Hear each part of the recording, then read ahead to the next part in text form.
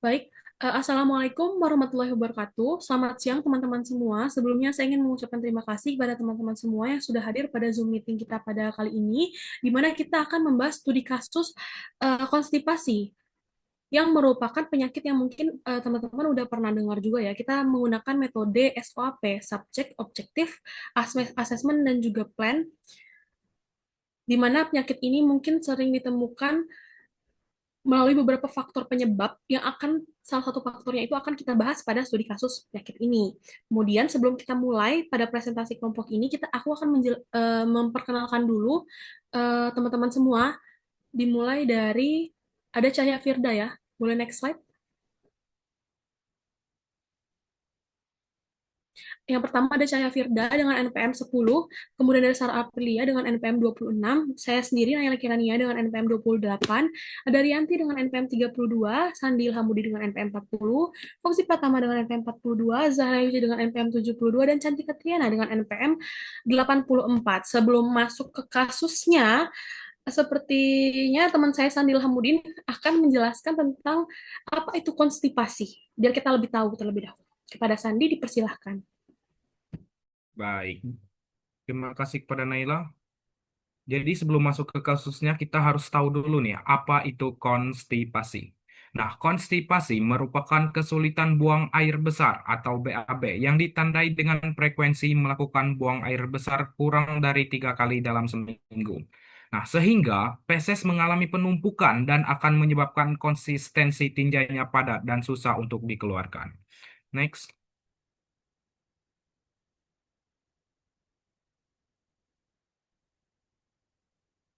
Nah, berikut adalah contoh kasusnya.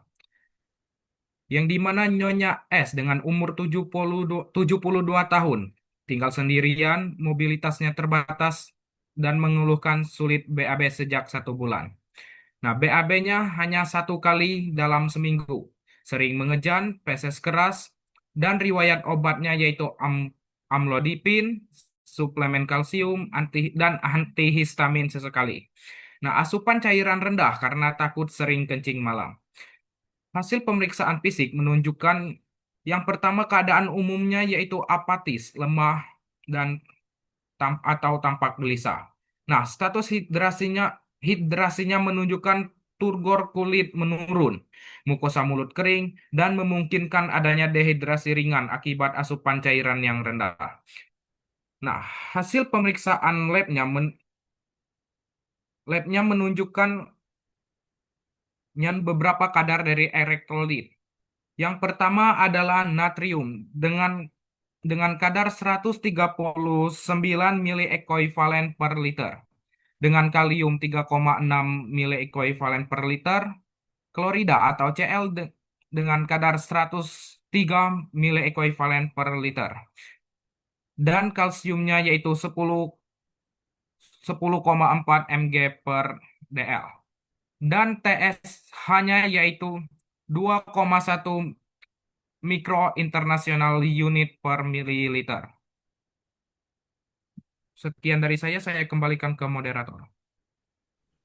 Baik, terima kasih kepada Sandi. Nah, kita udah tahu nih gambaran kasus secara keseluruhan. Nah, kemudian kita masuk ke algoritma terapi yang akan memberikan kita gambaran secara umum gimana sih cara penata laksanaannya secara sistematis yang akan dijelaskan oleh Sarah Aprilia. Pada Sarah Aprilia dipersilahkan.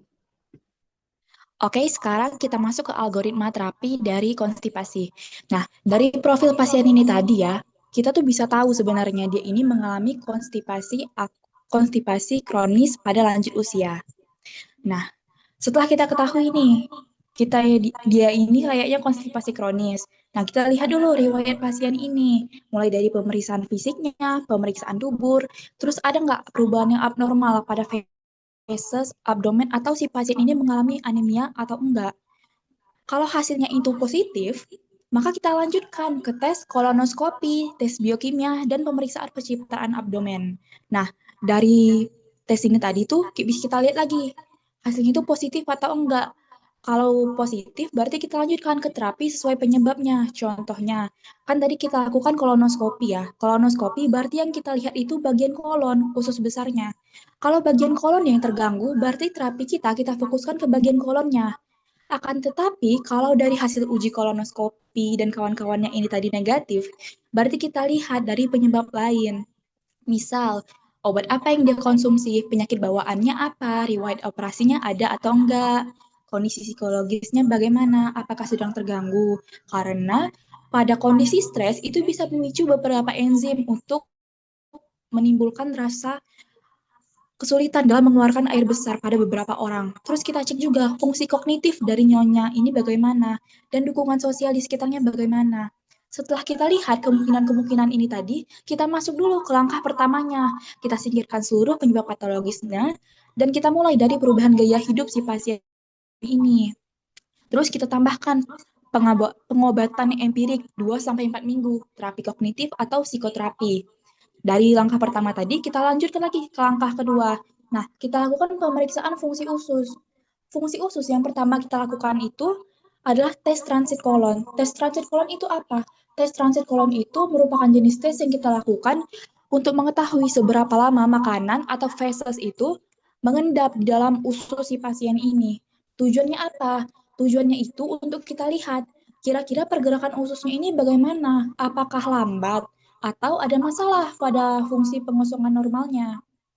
Kemudian kita lakukan lagi tes manometri anorektal. Nah, tes manometri anorektal ini tujuannya untuk tahu fungsi rektum dan anusnya ini masih bagus atau enggak. Jadi kita bisa bedain dia ini sembelit atau inkontinensia alfi. Karena kan di profilnya tadi dikatakan usianya itu 72 tahun. Nah, berarti ada kemungkinan dia ini mengalami inkontinensia alfi, kehilangan kontrol untuk menahan buang air besarnya itu. Nah, kemudian ada tes ekspulsi balon. Tes ekspulsi balon ini tujuannya untuk mengevaluasi kemampuan pasien dalam mengkoordinasikan otot dasar panggulnya, di mana nanti kan ada balon kecil. Balon kecil itu bakalan dimasukin ke dalam rektum pasiennya. Nah, nanti bakalan dilihat tuh berapa lama pengeluaran balon itu dari rektum si pasien. Dan tes defekasi. Sebenarnya sama aja kayak tes ekspulsi balon, tapi yang dimasukkan itu adalah jenis gel. Nah, kemudian dari langkah kedua ini, kita lihat nih, kalau hasil tes transit kolonnya negatif, ya, tes transit kolonnya negatif dan yang lainnya itu positif, berarti dicurigai ada kelainan fungsi dasar panggul. Kalau kelainan fungsi dasar panggul, berarti kita bisa berikan terapi bowel training pada pasiennya. Misalnya perubahan gaya hidupnya kayak olahraga yang fokus ke latihan bagian panggul bawahnya. Nah, tapi kalau misalnya gagal, berarti kita masuk ke langkah ketiga. Kita lakukan lagi penyesuaian terapi. Kalau dari penyesuaian terapi ini nantinya akhirnya ditemukan kalau kira-kira si pasien ini nggak cocok nih dikasih obat lagi, berarti harus dilakukan operasi. Tapi kalau hasil tes transit kolonnya positif, sedangkan tes lain-lainnya negatif, berarti kita bisa berikan kombinasi obat ke pasiennya. Setelah itu kita berikan jangka waktunya, ada beberapa lama, kita lihat kira-kira dia ini masih nggak mengalami konstipasi. Kalau iya, berarti sama kayak tadi ya rutenya. Kita lakukan penyesuaian terapi dan kita lihat kira-kira obat apa yang bisa diberikan lagi. Kalau masih pun nggak bisa pakai obat, berarti jalan terakhirnya adalah operasi untuk konstipasi refraktor yang parah.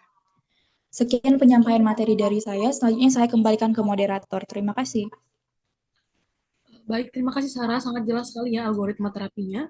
Setelah memahami nih algoritma terapi secara sistematis, kita beralih ke komponen subjektif yang berisi data-data yang disampaikan oleh pasien secara langsung yang akan dijelaskan oleh rekan saya yaitu Fauzi Pratama. Pada Fauzi dipersilakan. Baik, terima kasih kepada moderator ya, Naila. Dan selanjutnya adalah bagian dari subjektif ya, di mana ini adalah berisi keluhan-keluhan ya, yang dari pasien gitu ya, dari eh, yang dikeluarkan langsung oleh pasien, yang dikatakan langsung oleh pasien ya gitu. Nah, tadi nama pasiennya adalah Nyonya S ya. Kemudian dia tadi mengeluhkan bahwa dia BAB-nya 1 kali per minggu. Kemudian dia sering mengejan karena tadi kan kasusnya keras gitu ya. Nih, nomor 3 ini kasusnya keras, jadi dia sering mengejan gitu.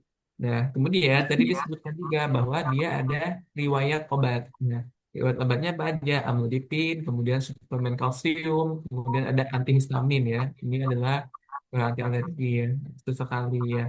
Kemudian juga yang kedua, dia bilang kalau asupan cairannya rendah karena dia takut nih kencing di malam hari. Takut sering ya, sering kencing di malam hari gitu. Nah, ini adalah bagian subjektif yang merupakan keluhan atau eh, beberapa hal yang dikatakan oleh pasien gitu, yang dirasakan juga oleh pasien gitu. Mungkin itu aja. Saya kembalikan ke moderator. Baik, terima kasih kepada Fauzi yang sudah merincikan kepada kita tentang subjektif ya, yang dirasakan, yang dituturkan secara langsung oleh pasien. Kita masuk ke objektif yang akan dijelaskan oleh Cahya Firda. Kepada Cahya dipersilahkan.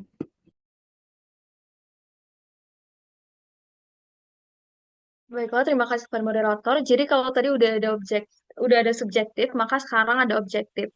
Di mana objektif ini meliputi pemeriksaan fisik dan pemeriksaan lab. Pada pemeriksaan fisik pasien ini, dia mengeluhkan bahwa keadaannya ini apatis, lemah, atau gelisah. Di mana kalau kita lihat dari status hidrasinya, turgor kulitnya itu menurun. Mukosa mulutnya kering dan memungkinkan bahwa pasien ini adanya dehidrasi ringan akibat asupan cairannya itu tadi rendah yang sudah disebutkan sebelumnya. Kalau kita lihat dari pemeriksaan labnya, kita lihat nih elektrolitnya, di mana kadar natriumnya ini 139 mili ekuivalen per liter. Artinya ini masih dalam rentang normal, karena normalnya itu 135 per 100 sampai dengan 145 begitu. Lalu kaliumnya ini 3,6 mili ekuivalen per liter. Artinya ini juga masih normal, karena normalnya itu 3,5 sampai dengan 5,2. Lalu kadar kloridanya itu 103 nilai ekivalen per liter juga itu artinya masih dalam rentang normal karena normalnya itu 96 sampai 106 dan kadar kalsiumnya itu 10,4 miligram per dl ini masih juga dalam rentang normal karena normalnya itu 8,5 sampai 10,2.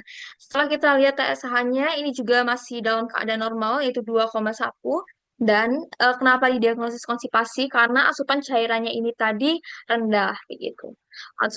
Dilanjutkan. Baik, terima kasih kepada Syahya. Kita udah dapat gambaran nih teman-teman tentang subjektif dan objektifnya. Nah, setelah udah tahu juga nih diagnosisnya konstipasi yang mungkin tadi dijelasin sama Syahya karena akibat kekurangan asupan cairan itu rendah ya. Nah, kita masuk ke asesmen, di mana kita akan eh, adanya pemilihan intervensi farmakologis dan juga non farmakologis. Mungkin kita jelasin dulu dari farmakologinya ya teman-teman yang akan dijelaskan oleh Zahra Yuce. Daripada Zahra Yuce dipersilahkan. Baik, terima kasih moderator. Nah, untuk terapi farmakologi ini menggunakan obat polietilen glikol. Nah, untuk dosisnya itu 17 gram atau satu set yang dilarutkan dalam 250 mili air. Nah, itu digunakan dalam 1 kali sehari. Nah, untuk durasinya itu ada 3 sampai 5 hari sampai BAB-nya itu lancar.